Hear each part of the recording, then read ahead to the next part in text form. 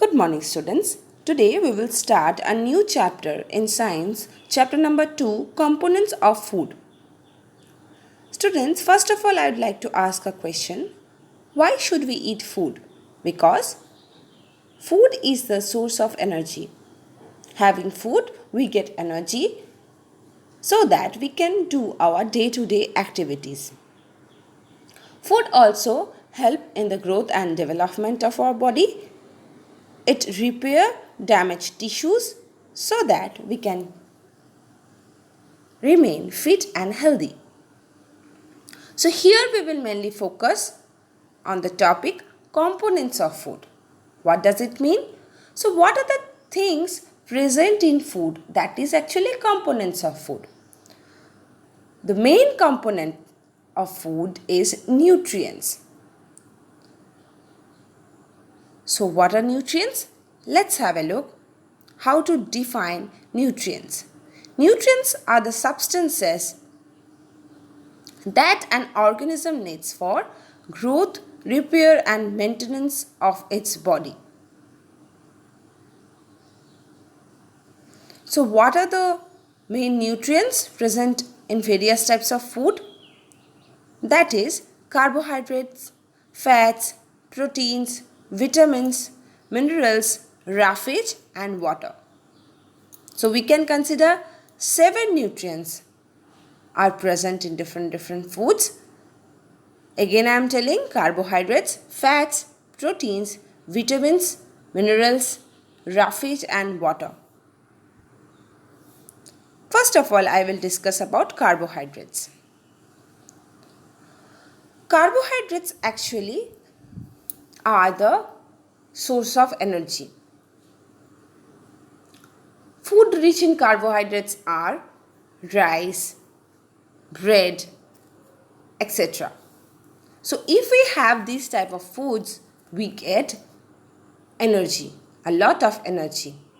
That's why these foods are known as energy giving foods. There are many types of carbohydrates. Here we will mainly discuss about 2 main types of carbohydrates, sugars and starch. Sugar is the simple carbohydrate found in the form of glucose and fructose. And we know all that sugar is sweet. It provides us instant energy. You can see here the picture of sugar is given. Now, the next is complex carbohydrate, that is starch. It is actually the reserve food material of plants. Why? We know that plants do photosynthesis.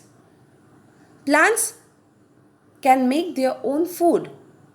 So that means after photosynthesis, they can store their food as form of starch. Plant cells contain a specific complex carbohydrate that is known as cellulose.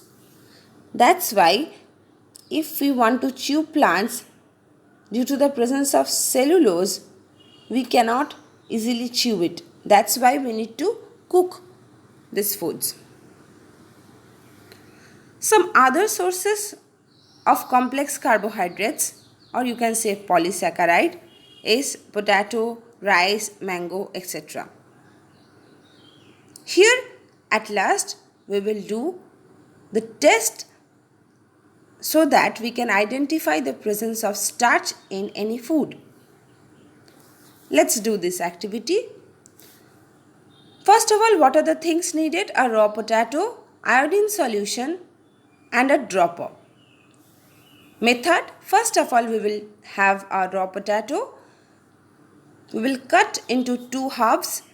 In one half we will put drops of iodine solution with the help of dropper. What we will observe?